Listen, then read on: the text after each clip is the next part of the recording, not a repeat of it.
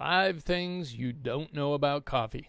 Coffee, Joe, Java, Mud, Espresso, Cappuccino, you know these words. Starbucks, Caribou, Café du Monde, and Dunkin' Donuts, you know these places. But there are 5 things you may not know about coffee. Number 1, coffee can kill. Did you know that if you drink enough coffee, you can end your habit forever? Sort of. The active ingredient in coffee that we all seek is caffeine, and it is measured in milligrams per kilogram. The lethal dose of coffee is therefore measured in the total amount of caffeine required to overdose. So the average cup of coffee has 150 milligrams of coffee and comes in an 8 or 10 ounce portion. That means a 155-pound coffee connoisseur would need 70 cups to be fatal. This amount of caffeine can trigger heart palpitations and cardiac arrest. However, because coffee also wears off over time, these 70 cups have to be consumed rapidly. This would be sitting down at your favorite shop and slurping 5.5 gallons of coffee at one time, which would also be the same volume of coffee as drinking 10 2-liter bottles of soda. So, turns out you're probably safe after all. Number 2, coffee may not kill you. According to Johns Hopkins and Harvard, coffee may have some health benefits. There is some evidence that drinking coffee will make you live longer. This includes decreasing the likelihood of death from heart disease, stroke, and diabetes. Caffeine is thought to somehow help process sugar molecules in your body better.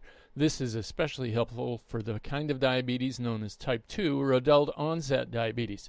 Drinking coffee is also associated with reduced rates of some types of cancers, especially colon cancer and in women. However, pregnant women and those with osteoporosis need to be cautious about coffee ingestion. Coffee's effect on the liver is also positive, with coffee drinkers on average having more healthy liver enzyme measurements. It is thought to provide a protective effect for the liver. One reason is that coffee is thought to accelerate fat metabolism, and therefore less fat is deposited in the liver. So, if a little is good, is more better? Well, research suggests that 400 milligrams per day or less is an acceptable dose of caffeine for the general population. Those individuals drinking 10 cups or more have an increased risk of sudden death. Number 3, coffee squeezes your blood vessels. Coffee is a vasoconstrictor. Like a boa constrictor, that means it squeezes your blood vessels and makes them smaller.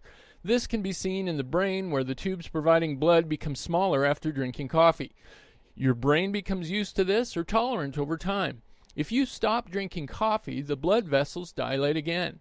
This causes withdrawal and occurs when you are a regular coffee drinker, then stop or miss your daily dose. Withdrawal typically causes headaches. This is from the increased blood flow through the dilated vessels. As a result, your brain gets an increased pressure of fluid rushing through it, like the dam has been opened in your head. And it is why caffeine is a prominent ingredient in many headache medicines like Excedrin. By narrowing the blood vessels and reducing the flow of blood, your brain feels better. Number 4, coffee speeds you up by slowing you down. Coffee is a stimulant and speeds your whole metabolism up. This includes making your heart beat slightly stronger and faster. But how it speeds things up might surprise you. One way to speed up is by removing whatever is slowing you down. This is the way caffeine works. While you are awake, a substance called adenosine accumulates in your brain. Many of your cells have receptors for adenosine, including your brain. Adenosine slows down cells and contributes to making you tired by binding these receptors. However, caffeine also fits snugly into these receptors. Because adenosine binding slows down brain cells, caffeine, by blocking the landing sites, speeds up your brain. Imagine you are driving down a steep hill and have your foot on the brake. The brake is the receptor and your foot is adenosine. Taking your foot off the brake pedal is like blocking the receptors. Your brain and your car speed up.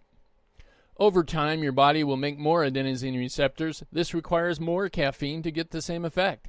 And if you stop drinking coffee, then you get very tired.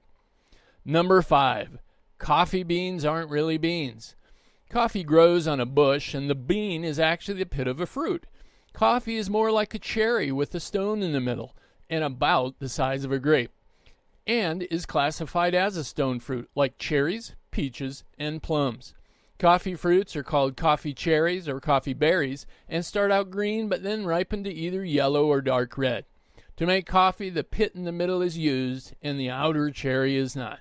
Those are 5 things you may not know about coffee. And for more fun education, you can hit subscribe below.